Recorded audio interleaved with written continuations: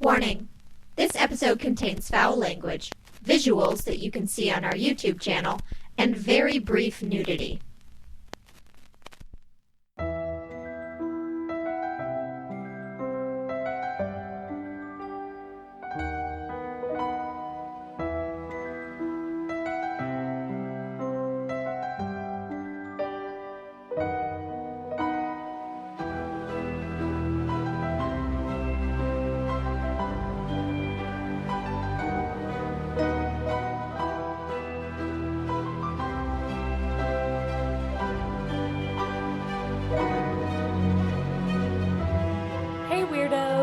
You are listening to Keep It Weird, the podcast for all things strange, unusual, paranormal, supernatural, creepy, sticky, gross, scary, and everything in between.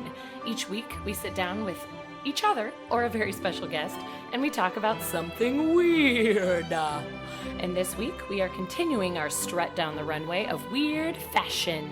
We're stitching together the stories of well-dressed criminals, morbid designers, and paranormal fashion influences to create a beautiful couture episode just for you. Let's make it work! My name is Lauren, and this is my co-host, Ashley. Hi, Weirdos. Designers. Oh, designers, make it work. And joining us once again is our favorite and yours, Mr. Tyler Schulke. You are in! I'm so glad you guys appreciated that. The amount of Project Runway I have watched is absurd. It's You inexcusable. know I had to throw it in. Like, you have to do a Tim Gunn. God, yeah. Yes.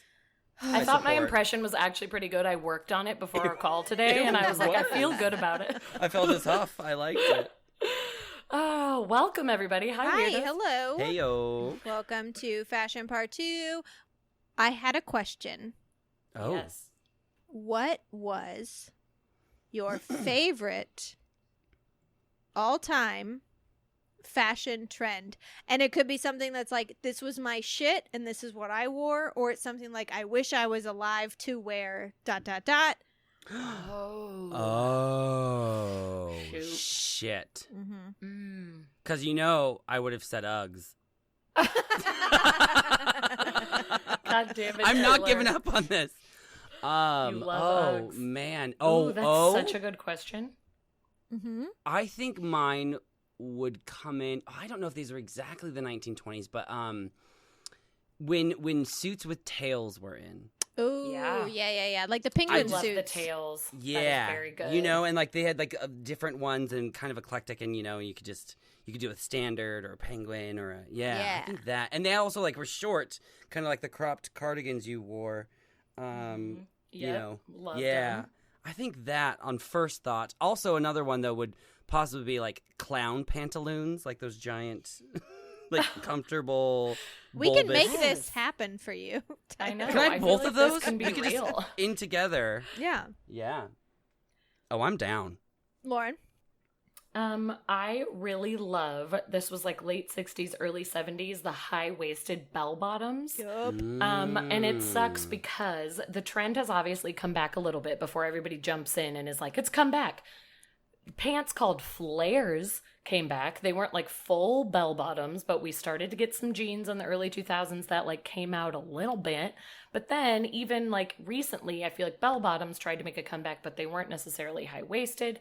And I haven't really seen the Wasn't the combo same come back design. in the way, Right. in the way that it was so cool. Because you want in it the to 60s be and like 70s. high-waisted, flare-bottom jeans, and then you want like Yes. a tiny top, like a Yep. just I covers want a my colorful, tits and I nothing want else. a top. colorful little Right, crop but top, and flowy, then like- I want to wear a headband sleeve, around my yeah. head with my wavy hair coming sure. out. Like I wanted Now, the full wait. hippie look, to be honest. For wait, sure. are bell bottoms skinny until the bottom, or is that flare? Yes, Yeah. skinny until the bottom. Well, Okay, so like flares are that mermaid way too. cut. Flares just don't go out as far. Bell bottoms are like, here is a bell around your foot. Okay, so listen, I want to support you in everything that you do. Oh God, Oh. I hate bell bottoms. that's fair.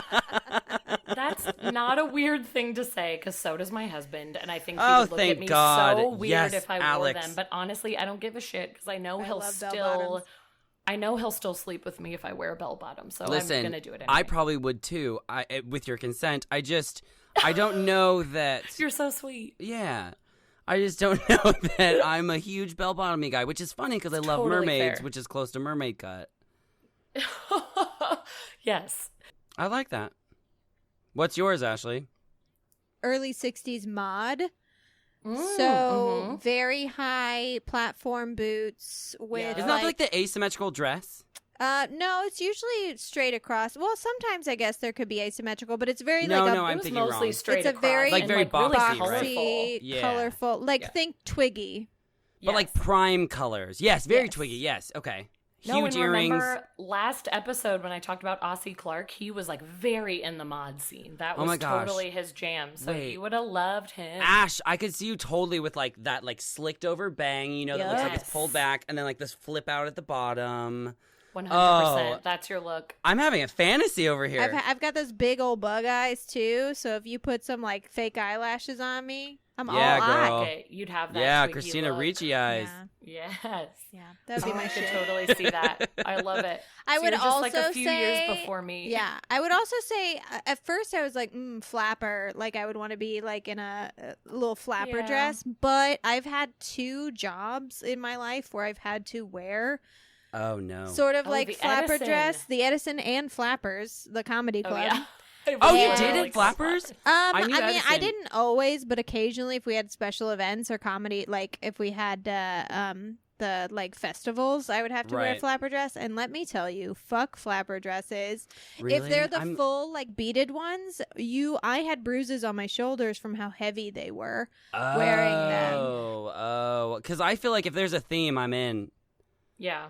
I normally love a theme, but I can totally Yeah. see that being uncomfortable. It wasn't as That's rough. fun as you would imagine that it I would be. know. you want a flapper dress to just be fun and Just want to happy. have fun, but You it's want it to not. flap. It's not all Ugh, fun. You want it to flap a little bit, you know? Yeah. Ugh, So rough. today we're going to start. Tyler's actually going to be teaching us about some avant-garde designers. And just so you guys know, we are going to have some visuals today. We are putting all of them on our Facebook group. We're going to have, different videos and pictures for you guys in an album. So if you want to follow along with that, head over there. If not, we are going to be as descriptive as possible with our We'll mouths. do our best. Absolutely. Tyler. Am I starting? Yeah, take it away. I was like, absolutely. Continue, please. What's the definition of avant-garde again? So avant-garde is meant to be something that's fashion forward or something that hasn't been seen before. So in earlier terms, like when we were talking about last episode, the costumer Irene, her costuming for The Postman Comes Twice was considered avant-garde. If you were to look at it, it doesn't feel that different from things you've seen now, but then that means it's actually truly avant-garde because she was thinking ahead of her time. Right. Okay. Yeah. Which Makes is sense. why when we've watched things like Project Runway and they have avant-garde challenges and it's so fucking out there, but it's because we haven't Yep. seen it before. It's not going to be out there in 10 years. Right, Yeah, right. Exactly. My one It'll thing be the that's norm. strange is there are avant-garde designers who design ready-to-wear collections, and in recent years that has gotten very convoluted because avant-garde isn't really ready to wear. Right. It's Right. meant to be something different. It's almost an art piece. Right. Yeah. Yeah. True. Yeah. And what's also really cool, though, with avant-garde is when there's an avant-garde designer, they normally try to make their show as avant-garde as their clothing to, make it all cohesive. right. I mean, the biggest one that we have to talk about is Alexander McQueen. We did Right. talk about him earlier in the first episode, but just a refresher, he was a British fashion designer and a couturier. He worked as a chief designer for Givenchy. See, I can say them like when I know what it is and I can throw an accent. Givenchy, but then I'm going to be Sounds saying so some things. Wonderful. Oh, thank you. See, later I'm going to just kill that. But we'll try. We're going to try here. All right, so he worked for Givenchy from 1996 to 2001, and he founded his own Alexander McQueen label in 1992. And his achievements in fashion earned him 4 British Designer of the Year awards, as well as the CFDA's International Designer of the Year award in 2003. All right, so this man, to quote Lauren, holy effing buckets. He was talented. And, I mean, he knew how to put on a runway show. He really, really did. I had the hardest time figuring out which ones to include. I narrowed it down. But if you want to, you should go explore all of his works. His fashion runway moments include circular pieces that spin on their own under models, people with wires flying through the air and wind machines, rain on the catwalk with see-through garments, breaking clothes and transforming them. He put models in like a winter wonderland that had like these trees and it was snowing the entire time. He had his runway as a chessboard, and each side of the chessboard was their own intricate designs, like almost at war. He even said that he quoted part of it was Harry Potter and the Sorcerer's Stone was his inspiration because he saw the chess scene at the end. Ooh. Yeah, but he also really loved to mish and mash themes and kind of create like 4 or 5 things and shove them into one, and they somehow worked really beautifully. I actually was really privileged to be able to see his exhibit in London when I lived there called Savage Beauty, and it was an experience, you guys. It was so cool. I bet. I mean, you got to see original pieces, but you got to see the way that he thought, and you got to see like the most intimate people that were closely entangled with him describe some of his process and describe, why he did things, and it was really cool. So Alexander McQueen, he likes to push it. He's really incredible. Right. He liked to be controversial from the very beginning. So one of his very early on controversial pieces, the name might be triggering for some. He did it on purpose, but it's called Highland Rape. And instantly the fashion world was like, no, what are you doing? This is too provocative. But he tried to infuse it with like a Scottish influence. And it already divided opinions, obviously, from the get-go from its name. Right. But it produced a lot of gasps from its actual show. What he did was he dressed barely there dresses on women with gashes as if they had been, the work of a crazed attacker. Yeah, and they've been ripped and strewn. But also the catwalk itself had, like, scattered leaves. And things just like spilling about it. And then amidst the confusion, though, he had like tartan-clad warriors, which is the Scottish kind of plaid. They came out, and you started to see that it wasn't the tragic tale of a woman's rape, but it was actually the rape of a culture, because he's Scottish. And if anyone remembers Braveheart, I mean that's exactly the UK basically came, pillaged Scotland, took it over, and was like, "You can join us." Right. And he took that part of his history really, really seriously. And so he created this show. Whoa. Yeah. I mean, it's so bold. I mean, that was one of his early ones. Right. He's like, here I am. This is what I'm here to say. Yeah. I mean, that was autumn, winter of 1995. So he hadn't started with Givenchy yet. Mm. He also, like, when he first had his first meeting with them, he told the designer that his designs were not irrelevant. And pissed him off, and they had a tumultuous relationship until he left. Oh, jeez. Yeah. Whoopsies. Yeah. All right. So next, this was one of McQueen's most famous runway shows. It was the spring-summer of 1999, named number 13 because it was his 13th show. And this show opened with Amy Mullins, a Paralympic champion model whose legs had been amputated from a childhood accident. They were cut around the knee down. She was striding down the catwalk. Ooh. Yes, striding with cherry wood leg boots carved with intricate custom designs. Wow. Yes. And she was able to fully walk. In fact, a woman after the show asked her if she could borrow her boots. I'm obsessed. I thought that's so cool. This is my everything. He did a magazine for Dazed and Confused magazine. He was a guest editor right before this, and he used the same model, Amy Mullins, and she did several pictures where like she had like cheetah legs instead of human, or I think I remember that actually. I remember. Yeah, it was very photos. Big. Yeah, and it was like a preview for this.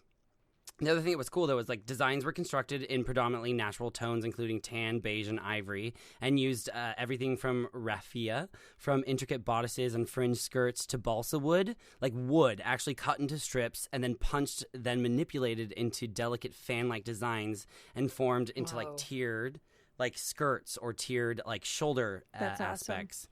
Yeah, That's and then so cool. He used leather formed from asymmetric belts, corsets, and molded harnessing, which was often crudely stitched and inspired by the workings of Queen Mary's Hospital in Roehampton, which pioneered prosthetics for those injured in World War I.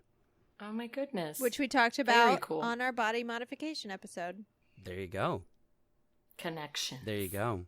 And then there were several set pieces in the show, the first two of which were featured were the spinning circular discs under the models, and they were in the four corners. So, like, the models would almost look like, you know, these, like, ballerina dancers from a music box, you know, and these, like, gauze and, like, these, like, it was really cool. Okay, above all, though, number 13 will be remembered for its finale, featuring the model Shalom Harlow, a former ballerina dancing on a fifth centrical placed disc and between two metal robots hired by a car manufacturing plant. Whoa. And the model's pure white cotton trapeze dress was sprayed black and yellow as she turned. Yeah, that was awesome. Okay, so the next one. So Voss of Spring and Summer of 01, it was probably his most famous show and his most celebrated. There was an enormous clinical box, and inside the construction resembled a padded cell in a psychiatric hospital with white tiled floors and walls formed from surveillance mirrors. And so if you stood in the middle of it, the lighting, the way that it was, if the lights were off, you couldn't see into it, but you could see out of it. But as soon as the lights came on, the models could not see the audience. And what he did was he made the audience come in, and as they came in, the lights were off, so they were forced to stare at their reflection. And he stood in the middle and he watched them as they were doing that, and he thought it was so funny and ironic that all these people in the fashion industry that were so obsessed with their looks could not look at themselves for more than 2 seconds. Whoa. And as he was, like, they had to take a break. Right, like they didn't want it, like, and they just turned to someone else, so they wouldn't look at themselves or their reflection. And he actually made them wait for an hour while a heartbeat was going on over the soundtrack. Well, I wonder if they wouldn't look at themselves for a second because they didn't want anyone to see them looking at themselves. I mean, that could be very they knew possible. They were in front that could be of like so many people. Oh, very possible. Right. But, okay, so it started and it opened up, you know, and Kate Moss actually opened it up. But depictions of madness and incarceration were the principal inspirations behind the collection's presentation. Like so many of McQueen's collections, like we talked about, it harnessed multiple desperate themes, which coalesced into the designer's unique vision of beauty. The title, which is the name of a Norwegian town renowned as a wildlife habitat, suggested the collection would celebrate nature. And so what I've shown you is bodices, skirts, and dresses constructed from razor clam, mussel, and oyster shells. Whoa. And they look incredible. They look really cool. They look like just like metallic materials. He also really loved birds, like I had said, and he found expression in feather skirts, but he also made a headdress composed of taxidermied hawks, which hovered precariously above a model and appeared to claw her hair through the bandages that swathed her head. Dang. So the finale was the most transgressive of any of McQueen's catwalk shows. It was a recreation of Joel Peter Witkin's Sanitarium from 1983. As the models dispersed and the soundtrack of the pulsing heartbeat gave way to a flat tone monotone, a decayed glass box in the center slid and fell and shattered to reveal the voluptuous naked figure of fetish writer Michelle Oley, reclining on a horned chaise lounge in the graceful pose of like a Botticelli painting, and her face was masked and her head bowed and attached to a breathing tube, while moths fluttered around her before the lights dimmed and left the audience to ponder the meaning of beauty. Good Lord. That's one of those things where it's like, I'm like, wow, what cool art. And that's like, my dad would be like, what is this shit? Okay, oh my God, Ashley, yes. at the exhibit, this was one of the big things at the exhibit, and I remember being like, oh my God, freedom, expression, boobies. Yeah. But, like, I didn't actually quite, like, you know, like, researching, I was like, oh, this actually is really cool and, like, kind of macabre and, like, weird. But at the time when I was first looking at it, I was like, no. Those exact noises. All right. This is the last one. It's Plato's Atlantis. It was spring, summer 2010. And remember, he did pass away 2010, so this was his final presentation that he was able to present. And it is actually widely acclaimed as one of his finest collections. Fittingly, he returned to what inspired him the most, which was nature. He was an avid scuba diver. He loved to look at the designs of things underwater as well as on land. He merged Darwin's 19th century theories of evolution with 21st century concerns about global warming. So Plato's Atlantis prophesized a future world in which ice caps would melt, seas would rise, and humanity would need to evolve in order to survive. So basically it was pure fantasy. This time McQueen delivered his models as an androgynous army of otherworldly beings, human, animal, alien hybrids. 2 cameras on gigantic robotic arms moved along the catwalk, scrutinizing these specimens and projecting their images onto a white tiled backdrop that resembled kind of a clinical laboratory. A model appeared on the LED screen, writhing in sand and covered by vibrantly colored snakes. And as the evolution advanced and each model charted the progression from life on land to life under the sea, their features would actually change. The contours on the models' faces were distorted with prosthetic enhancements. Their hair would be slicked back and somewhat flowy and then pulled into these like tight structural horns.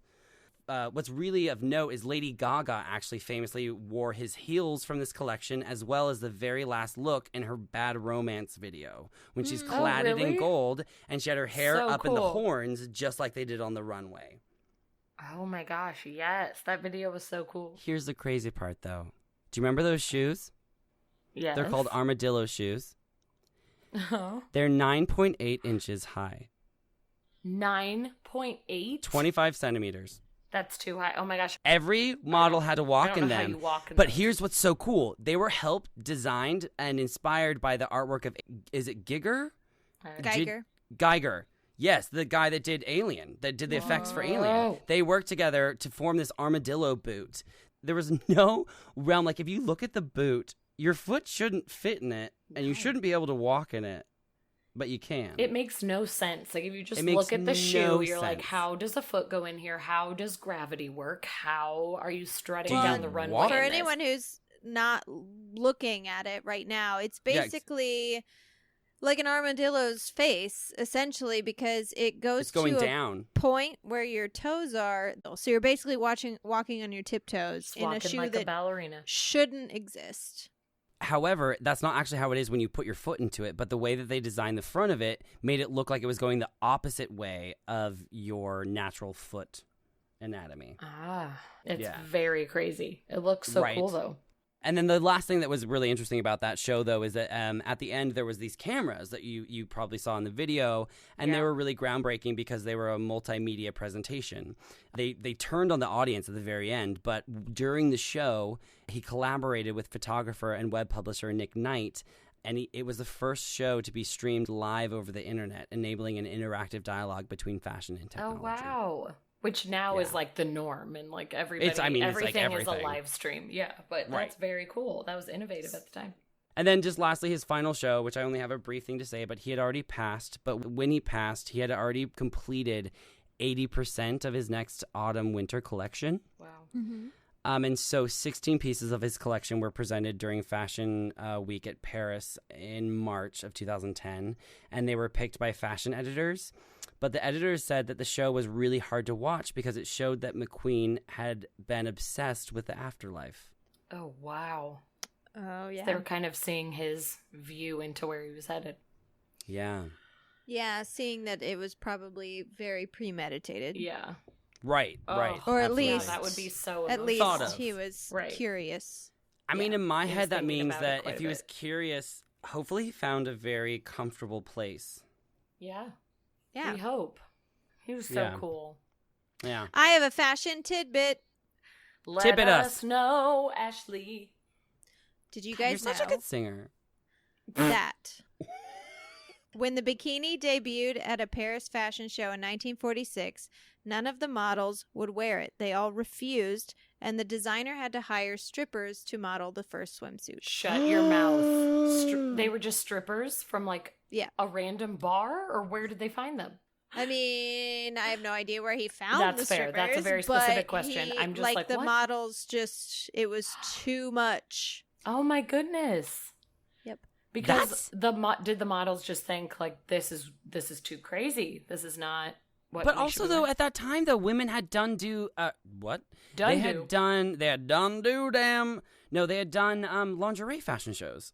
Possibly, but the thing is, the swimsuit showed more than lingerie did at the time. Obviously, yeah, you're right, yeah. The bikini was way more scandalous than your average lingerie. Yeah. With Your garters lingerie. and nylons. Right. And... Yeah, garters and nylons, There were but lots of also accessories. your underwear went up to your nipples and went Yours down to doesn't still? halfway to your knees because it was like briefs. You know what I mean? So Right. bikini was Yeah. like, holy shit, there's no way.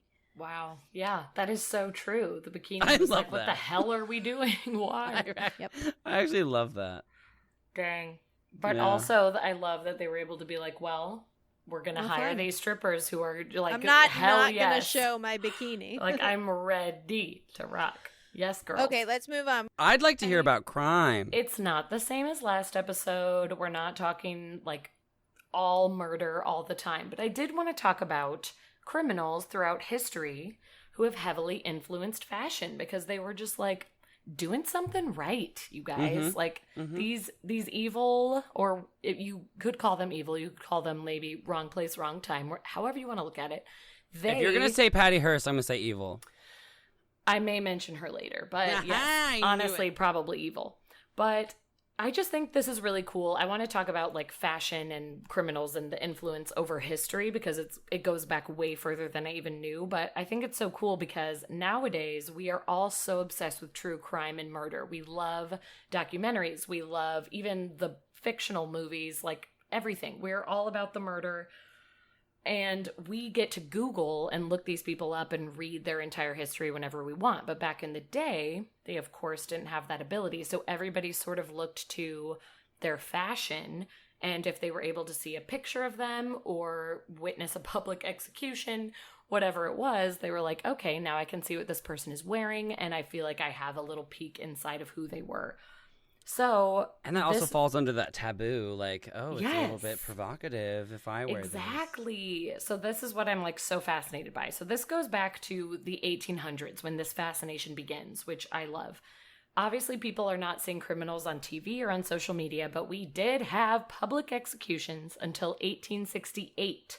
So men, women, and children would all attend a hanging. It was a day out. It was an activity. You'd see your friends. It was a whole show, a performance even, it felt like. Like, people went to public executions as their weekend activity, which is insane. But that also makes it not surprising that any murder cases in, local towns would influence fashion and would get people excited because, this is what they were looking at. This is what they had when there weren't TV shows and movies and all of these things. So it was this big major show that people would come to, and even a lot of people would dress up for it themselves because that's how exciting it was. So first example, in 1864, there was a huge murder case. It was the murder of an English banker's clerk named Thomas Briggs. And he actually claims the super fun title of first man to be murdered on Britain's railways. Congratulations, Thomas Briggs. He was attacked and thrown out of his railway carriage one evening as he was returning from work and going to his home near London. When his carriage was later inspected, it was found to be completely empty aside from bloodstains and a man's hat left on a seat. But it wasn't Thomas Briggs, the man who was murdered, but it was the clue to the identity of his murderer. The hat was alleged to have belonged to a German tailor named Franz Muller, and he had cut the item down to make a shorter, somewhat squashed look of a hat. So this hat could only belong to one person because of how unique the look was. And as soon as investigators saw it and were able to show it through to a few people, it was linked directly to Franz Muller, and it helped convict him of Briggs' murder because he was the only tailor and only person who could have this hat. So the police were able to convict him, which is so cool, like, especially thinking of the time. This was 1864, and they're like, this hat, this man. So it was connected to Muller, and they had to chase him across the ocean because he had fled to New York. But they were able to get over there and catch him. He was convicted and executed basically immediately after. Oh. But he caught the public's attention not because of the murder and the chase, but because of his fashion.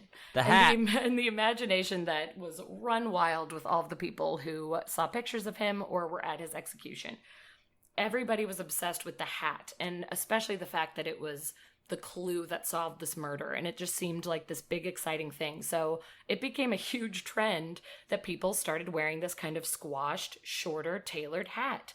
And even if you were to go to someone to have your hat cut down, you would say, I want it to be mullered, named after Franz Muller, who did it first.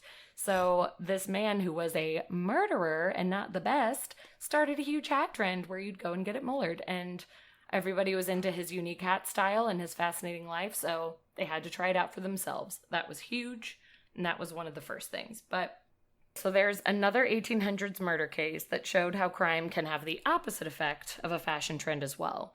Because in 1849, newspapers were filled with the story of the Bermondsey horror case, which was about a married couple named Frederick and Maria Manning, who were convicted of murdering Maria's former lover, Patrick, and they decided to bury him under the floor of their kitchen in their home. Oh, boy. In the Bermondsey neighborhood in London. So after the murder, they both fled separately. Maria was tracked down to Edinburgh, and her husband was tracked down to Jersey. And this is Jersey in the UK, not New Jersey in America. Just to be clear, Maria was a woman who loved the finer things in life. She was from Switzerland, but for most of her adult life, she was a maid, actually, that had been in service to very wealthy, respectable households in London.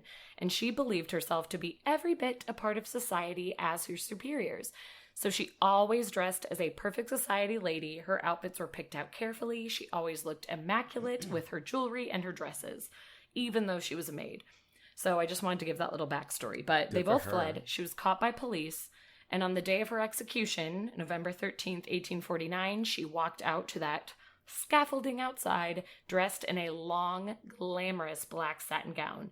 This material was super popular at the time, but when women saw Maria hanged in that dress or read about in the papers afterwards, all women stopped wearing that black satin dress, thus ending a huge fashion trend for the time and really sadly bringing a complete slowdown to dressmakers and small shops that were putting out these satin dresses. Like, some people had to close their doors due to this, and it just came to a complete halt where something so common and being pushed out all the time was stopped. It was a huge deal, all because a murderer was wearing it when she was getting hanged, and nobody wanted to be associated with her. I'm trying to think of a modern example of that, but I don't know if I can. I did too.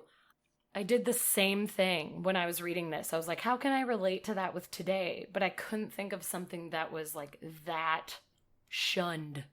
Like, yeah, it'd be like just that way. Well, it would almost be like the stuff of Lance Armstrong coming out while we wore the Armstrong bands. Oh, you know what I mean? Like, it'd be something like that. Where didn't it's like, happen. take it off. But like that was like, it would be kind of similar to that, I think. Yeah, that is true. Where everyone's like, well, take the bracelet off immediately. Yeah. What are you doing? Yeah. So the black satin dresses were canceled because of this woman. However, little fun fact to throw in about Maria Manning, many authors became obsessed with her because they liked her story and the way she dressed and carried herself with complete confidence. So they were actually known to base characters off of her in their books, and calling her the well-dressed murderous maid. And two very famous examples are Charles Dickens used her in his book called Bleak House, and Wilkie Collins used her in his novel The Woman in White. No way! I read The Woman in White for book club last year. I swear to God, it was so awful. It was 600 pages. But it's the first novel to have multiple perspectives. Oh. Ever. Wilkie, oh my God, yeah. Yes, it is fascinating. I just didn't have enough time. Authors would exaggerate, obviously, on her character, but they just love this idea of this maid who didn't give a shit, and so she just dressed up as if she was a member of, you know, upper class society, and was like, also, I murdered a guy. Like, she could do it all. So authors were obsessed with her, even if the public were like, I will never dress like her and I hate her, but it is a predominant character in The Woman in White, and that is really fascinating to know that that's what it's based on. I love that. I'm so glad I could give you this moment. Like, yeah, I can lend you the book. It's going to take you forever to finish, but I know. Well, now I'm terrified of it because of the way you just described it. But no, it's good for it or whatever. Sure. That's so cool. Actually, that's really cool. I do think that's fascinating. Yeah, and it just shows that this infatuation with murderers has always been around. But the strange attraction of murderers finally was commented on in the press during the late 1800s because in 1871, there was a London woman named Anne Watson who was killed by her husband John, who then tried to kill himself but was not successful. And this murder excited everyone and was described in the papers as a fashionable murder. Specifically, one big paper called the Huddersfield Chronicle started talking about it and started to get everyone's attention because it was the first commentary on our fascination with murderers and their fashion. So the article started to criticize the tendency of the Victorian public to idolize the female victims of crime and then to sensationalize the events that happened. And this included the way people would judge and talk about the fashion in a way that did not acknowledge someone had just died horrifically. So it was kind of calling people out, and people for the first time were like, oh, yeah, I guess we are kind of fascinated, but sorry about it. Well, it's I'm also not kind of change like my ways. true crime podcasts, though, too, where it's especially when it's people that are, I'm not going to name names. I won't name any names because I know that, like, it's hard not to. When we discuss, true crime or murder or suicide or whatever, we try and really, really tone down as much as this is a comedy show. Like, it's not fun when that's the topic. Absolutely. You know what I mean? And most of the time, it's not even a fun episode because we aren't having fun anymore. We take it more seriously. But there are other shows where that's not the case, and I can't listen to them. Yeah. It's difficult sometimes. Yeah, I don't want to. I don't want to like throw out like disrespectful, but it is. It can be, yeah. Yeah. Well, because the thing is like it's easy to like forget that they're real people who had real families and people who love them. Right. Well, yeah, because we fantasize everything, and we kind of like hold it at such a arm's length. Exactly. That it's easy to do that. And that's why this was also interesting to me, because I see all of us doing that today with the documentaries that are out and the podcasts, like you said. And back in the day, the only way to do it was really like looking at their fashion, because they were just looking at a newspaper, or again, if they went to like the public execution and actually saw it. So all they had was like, oh, I saw what they were wearing and I can go off of that. Yeah. Right. And so that was the conversation, which equals kind of what we do today. But is it really strange to think that a public execution was their form of TV? No, that's exactly what it was.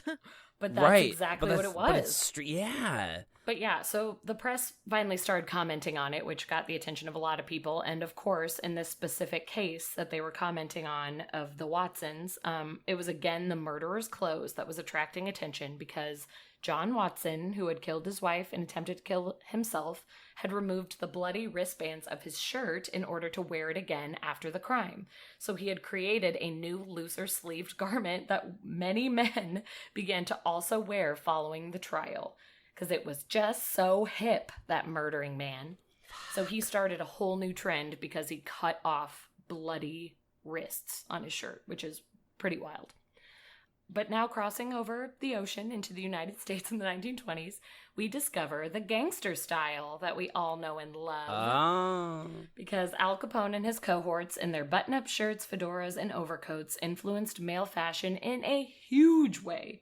And they usually had with them their female flapper companions, which we've been Ashley, talking about. you're going to be haunted this entire episode. Listen, I can't get over it. I just want to run and hide. She's in the fetal position, rocking back and forth. She can't handle it. Those flapper girls wore their luxurious hats, fur stoles, jewelry, and usually had some kind of badass superior expression on their face while standing next to their man. So this seemed glamorous and sort of beyond the law. Like, regular citizens were watching this like, I know they're criminals, but look how cool they are. And no matter what was actually happening to the economy, which we know in the 20s wasn't good, the gangsters were immune to it. They were showing off their wealth with their huge platinum watch chains. Women had diamond rings. Everybody was in an expensive suit. People wanted to be them. They were aspiring to look like these people who were breaking the law, murdering people in cold blood. But they had wealth, so everybody was attracted to it. And it was crazy how many people were, looking after these gangsters as their idols. And we see it even, this was mostly with male fashion. There was some female influence, but in the 1930s, a huge breakthrough for women was when coverage of Bonnie and Clyde's exploits started coming into the paper. I knew you were going to say it. I kept thinking of Bonnie and Clyde while you were saying this. She's so, I even agree. She's so iconic she's so when you're cool. saying that. Yeah. Like, she was committing crimes all over the place, but Bonnie Parker was very thin, very attractive, photographed. One of her most famous pictures is she's draped over a car. She's wearing her little woolen beret, her T-bar heels. She's in a tight-fitted skirt and shirt. She was super trendy, looked very cool, and you knew that she just had this weird, badass, powerful confidence about her. So everybody like pegged her as the epitome of bad girl glamour, and women were just burning with envy because they wanted that look and that attitude of I don't care. That just it hadn't really existed at the time. So that was huge. Well, it's huge. It was like it was taking control of you, and I mean even now we're having problems with equality in genders, but like 100%. At that time, like to feel so in control of you and just being like, fuck you, I'm a woman and I'm doing this. I bet that felt, Yeah, it was just, it looked so powerful. And so everybody was craving that feelings. It's like, oh, I have to be the housewife. And I've never gotten this moment of feeling like I'm in control and I'm the one. So yeah, you're absolutely right. And this continued. I mean, Bonnie Parker was huge, but the interest in female criminals obviously continued into 1974 with Patty Hearst, who Tyler mentioned. She gained headlines and huge notoriety when she was first kidnapped and then eventually developed Stockholm Syndrome, which resulted in her agreeing with her kidnappers, following all of their political motives and saying, let's do this together, and joined into some pretty rough criminal activities. But the fact that she was so young, so pretty, and pictured in a not so typical model pose similar to Bonnie Parker made her awesome. She was seen wearing a beret with a huge M1 carbine. I'm not even sure how to pronounce it. I don't know guns, but it was one of those huge rifles.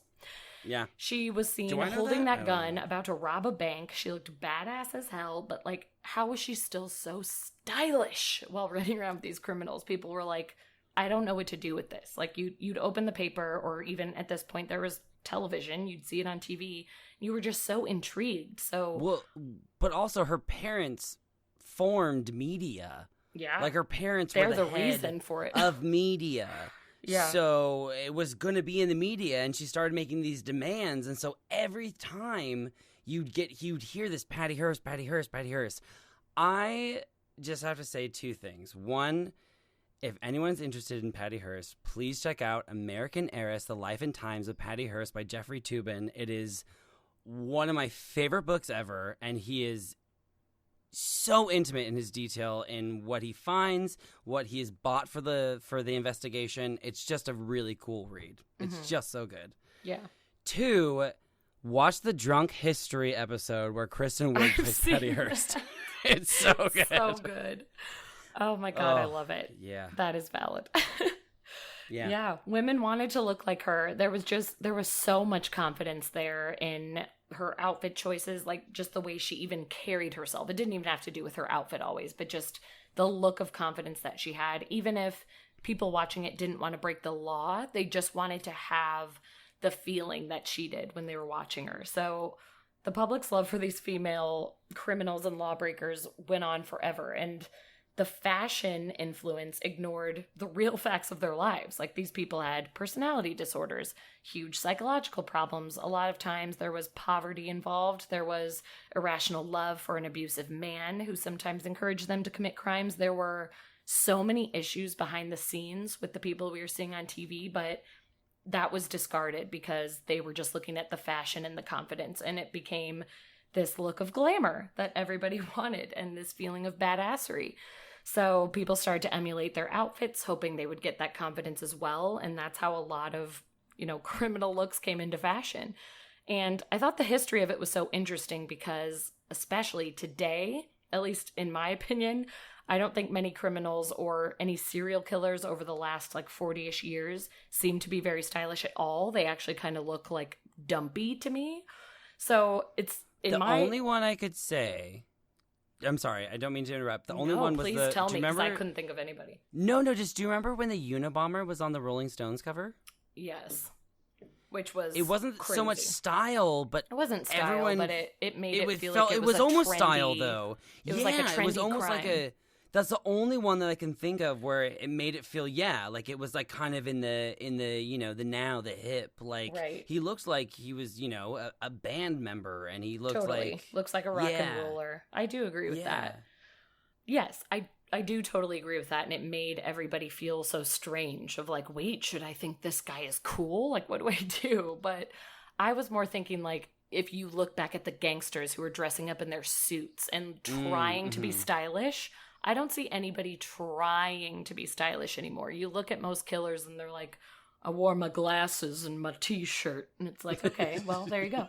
So I don't see necessarily the same like, oh, you're gonna influence us now. Like, we're gonna dress how you dress and we're gonna see your look on the runway. That definitely has fallen off. But I do still think that in our world today, we have somewhat of a desire to be a badass. Like, there's still an appeal to dress edgy and wear leather jackets and combat boots and black ripped shirts. And not that that means someone was a criminal, but we almost associate it with it like being rebellious. And, maybe back in the day, that was what more like someone who was a member of a gang or somebody even as light as like got detention in school was wearing. And so we want to dress like that. So I do think there's still rebellious dressing today, but there's not necessarily that criminal idol that we have anymore that happened more back in the day. Like, people used to want to dress up before they committed their crimes. They were getting fancy, and that just doesn't really happen.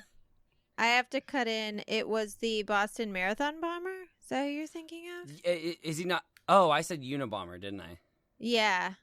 Yes, Boston But it's Marathon the Boston bomber. Marathon bomber. Okay. Well, because I was Googling it, and I was like, what? The Unabomber was on the cover of Rolling Stone? Right, yeah. Why? How? When you said he was stylish, I was like, no, like, that's not. Right, because he was in the a cabin in the Unabomber. woods by himself, right? Yeah.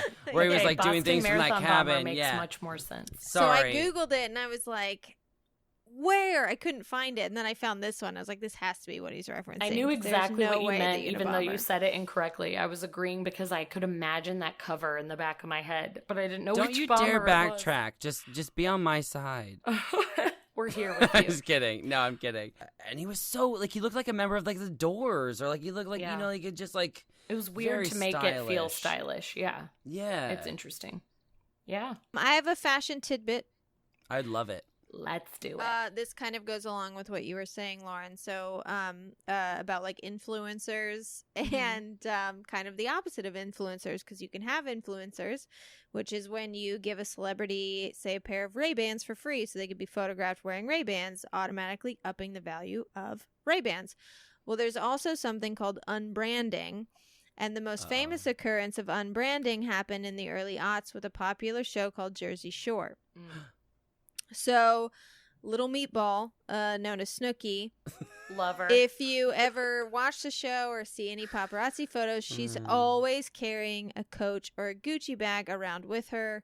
A lot of shots of her getting arrested or puking in the street, all next to her designer bag. The designer bag in question was sent to her for free, but not from the designer themselves, from competitors. Oh my gosh, that's so genius. Because if she's seen with Gucci and Coach bags, and she looks trashy as hell, people might think twice about buying Gucci. Like, this is who buys these bags. So, rumor has it that Louis Vuitton is the one that sent the bags, but it's never been confirmed. Ooh, but I believe it, honestly. Mm-hmm. Same show, but the brand was Abercrombie & Fitch. They offered to pay Mike the Situation Sorrentino to not wear their clothes. Oh my god, that's so brutal. I know, ouch. At the same time, he's making bank. He is. So oh, he's making a ton of money, he doesn't but have anything to Abercrombie worry didn't about. want to be associated.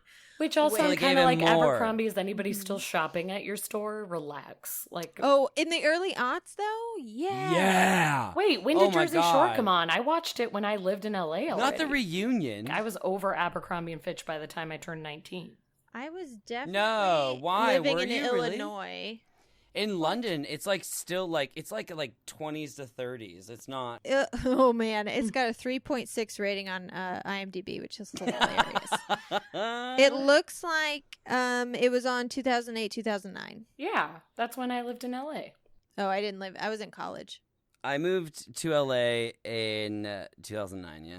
Yeah, I was like 19 when I moved out here. So to me, that feels like I was past Abercrombie, but that's not fair to blanket across everybody because I stopped wearing it after my sophomore year of high school. It doesn't mean everybody else did. I never wore it. I couldn't afford it. I mean, it was expensive. It was grossly expensive. It was. Although I will say their jeans were pretty great. They lasted me a while. They did have nice denim. Yeah. Yeah, Hollister did too, which is another brand that I'm like, ew, I can't believe you exist. But they had good denim back in the day. Hollister was the one that was so elusive to me. I was like, where are you getting this? How are you doing this? What is this Hollister? And then I went to it and it was like some sort of like, I don't know, dark blinded. Yeah, they didn't turn on their lights. Smelly. Like, It so smelled very smelly. strong of cologne. It felt like you Yeah. were climbing in a tree. It Yes, was a very lot. bungalow feel. Yes. Yeah. Tyler, you have one other avant-garde designer, don't you? So, Rick Owens. He is an Yeah. interesting dude. He has found inspiration and embraced some of the most out there themes, such as his show Fawn, where he was inspired by an image of a satyr masturbating on a blanket left by a fawn he was chasing. Okay. Yeah. So all that's right. fun, you know. Good. That's inspiration. People Yeah. it strikes anywhere. But then also for his autumn-winter '06 menswear collection titled Dustulator, he collected 30 of his favorite garments and had them displayed as if watching the show itself. But also watching the show was a life-size waxwork sculpture of the designer himself, completely naked and urinating on the ground. Oh. Here's the thing. I hate him. Madame Tussauds helped. Oh, well, cool. Oh, good. Great. Let's do it. Yeah. He, you know, it feels like sometimes, like, the stuff I was describing before versus the stuff that I'm describing now, sometimes it feels like someone's like, I'm gonna be adventurous, instead of just doing it. Well, yeah, sometimes it feels like they're just like, what can I do that's going to make people talk? I don't care if my clothes are good or if I have any talent. Right. I just want people to talk about it. It kind of leaves the portion of, oh, I'm being artistic, I'm being creative, I'm digging deep and finding this new idea. Instead, it just becomes like, I want shock value. Right. That's actually very true. Shock. Oh, Jesus. I I remember seeing this. Okay. Oh, I'm so happy. Which here's the fucking thing too. Like this is what I'm talking about. They're not wearing any clothes. Like No. how no one can wear this. Right. No one can like go out What, a human and, like, backpack? buy this human backpack. I know. But it, like and also it distracts from the clothes. Well, It there are no does. clothes. Yeah, Well, what there's clothes? like there's a bit There's of clothes. there's bed sheets and there's fucking like a parachute. I do This feel isn't very clothes. parachute. I do feel very God. parachute. Okay. Oh my. All right, okay. so this was entitled Cyclops. I don't know why, but well. spring 2016, and Owens had been wondering really, about the ways women nurture others, metaphorically taking on another human being's weight. That inquiry was communicated forcefully by the show's staging, where he displayed human backpacks. So and there was front packs. and front packs and fanny packs and every type All of over pack. packs.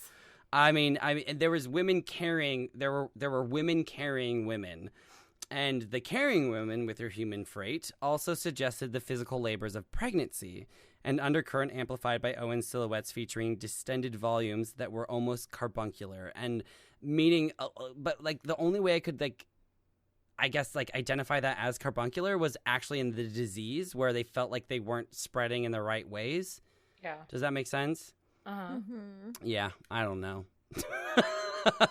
Me neither, man. I gotta know. say, I don't really even- see it. I don't really know see what it. To say. I mean, I don't. Yeah, again, not yucking on some young, but these are tarps on women, and then like people attached. Right. I know. This is just one of those people where it's like, oh, if I say I don't get it, then I'm not artistic. And it's like, no, Yeah. I am artistic and I don't fucking get it. Versus like I know you're being carried, but why? why are all their faces so upset being carried? Yeah. Like, they just feel like they're not there. Or dead. Yeah, or dead, Oh, yeah. Gosh. Yeah, Strange. shut off or dead. I'm getting out of this slide. Okay, go to the next one. All right, because you're not gonna be happy with the next one either. This is the worst. Oh, I'm so happy. All right, so in spring 2018, Rick Owens said, "I have romanticized discomfort as much as I can." In his notes, Not enough. in his notes, he explained, "I feel I need to propose experimental grace and form as a gesture of turning away from threat, not really as escapism, but as rejection." So in this show, he did it in an outdoor space. It was beautiful, but on each bench seat was a plastic rain poncho that they advised the audience to wear. And at the start of the show, jets blew stream from the surface of a pool that was in the center of the audience. As it crescendoed, fountains blast 30 feet into the air. His wife, on a mic acting as Mother Earth, said, "Humans, you reap what you sow." But backstage, he said the show was about hope. Oh, my. This guy, My favorite thing is that, wait on, Owens has been much concerned about the state of the world, our ravaged natural resources especially, so it was hard not to see the female models as climate refugees, with their fanny packs swaddled like them, much like emotional baggage underneath piles of humble clothes. I'm sorry, there are holes in shit that shouldn't have holes in them, and he used environmental awareness while he used water. Oh, my goodness. During the show, right? So you're feeling like he's wasting the water while he's talking about I'm conserving it? just talking. You know. Just saying, it might not be like the best. Well, I don't know if this guy's style is for me, but respect. Ashley, what do you think? one girl's just wearing a sheet. I don't like Rick Owens at all. She's just in a straight up bed sheet. Is she? Yeah, like where? Okay, so then it comes to what we were saying, like where are the clothes? You're just trying to be shocking. You how is this also ready have to wear? have some fashion incorporated. Next. All right. Oh, so. Jesus. So for his 2009 show, he asked Instagram star Salvia to consult on alien makeup to complete a look with like black contact lenses that turned models' eyes into infinity pools of inky nothingness. He also put like prosthetics from their nose to their forehead. He did a lot of balding all the way back to like halfway to their scalp. A lot of greens and a lot of purples. Salvia, who he consulted, is actually part of an apocalypse age, which is like a combination of drag, horror, fashion, and art. And I fucking rabbit holed down that bullshit. That's gonna have to be for a different day. There's so much to talk about in that. I actually really like this one. I don't I like it the too. clothes because I like it too. I don't like the clothes at all, but I think that the show itself is really cool. But here's the thing. What did he have to say about it? Right. He didn't really. Yeah. Okay. Yeah. And so this was my favorite one too. And I was like, oh, this is so cool. And then like, I then started to research him and thought like, these are cool, but we've steered clear away from fashion. Yeah, it's just sort of like, this is a cool, so what's your idea behind this? And he's like, I don't know, aliens. It's like, Right. Okay. Right. What's the story? What's going on? Like, and why? Like some of the fashion too. You're like, is that a sleeping bag wrapped around her? Right. But again, Is she wearing my sweater that I wore every day my freshman year of college? Right. Again, I don't know if I understand fashion, but I like looking at it. Right.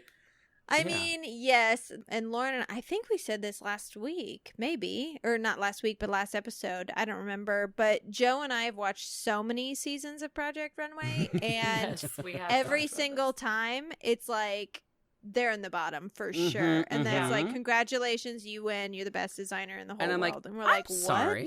So Yes. that vagina costume was what you wanted? I think Yeah. that all the time. I'm like, I apparently don't know what fashion is because I feel like I'm disagreeing with Yeah. what you guys are saying. Joe- Yeah, but on Yeah. the same Yeah. time, I don't know about you, but I mean, I got a few compliments. Joe will say all the time. He's like, well, that's my favorite, so it's probably in the bottom. Yeah. I'm like, whatever I enjoy is going to get voted off. I'm like, sorry, I'm so I'm just egotistical. I thought you were going to be like, Joe has said, like, Tyler, he's got some fashion. Oh, my God.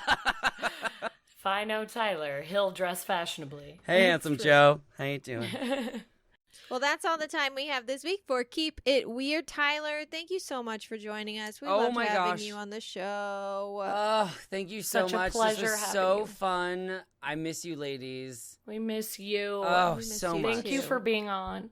Of It is- course. Also, just nice to have another voice. I know. Hold It's the just been line. the two of us for months, and it was like, wait, we finally get to have a guest? This is amazing.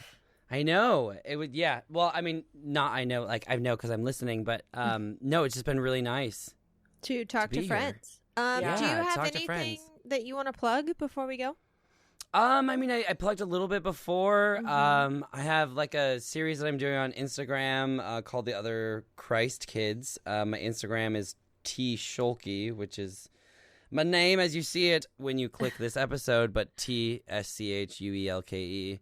I also joined TikTok, so, follow Keep your an boy eye out there. for that. Listeners, please follow us on social media at Keep It Weird Cast across all platforms. We'll be tagging Tyler there, and we'll share some of his latest videos with you. Make sure you join our Facebook group so we can hang out. The link for that is in our Instagram bio if you can't find it.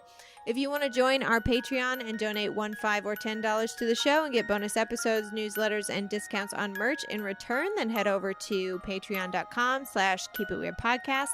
If you just want a shirt, tank, hoodie, or coffee mug, head over to our Etsy store at etsy.com/shop/keepitweirdpodcast to grab you some merch. Lauren, I'm very excited for this. Tyler, what's our sign off this week? Yes, I'm so Our- happy. sign off is, keep it fierce, keep shimmying, and hit that runway whenever you need to, bitches. Oh, he came through. You came through for us, and I really appreciate it. And keep it weird.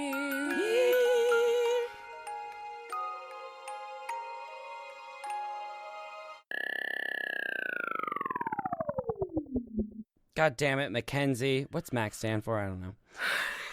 Macintosh. Oh, that's true. Tyler. I thought it was Mackenzie. I don't know.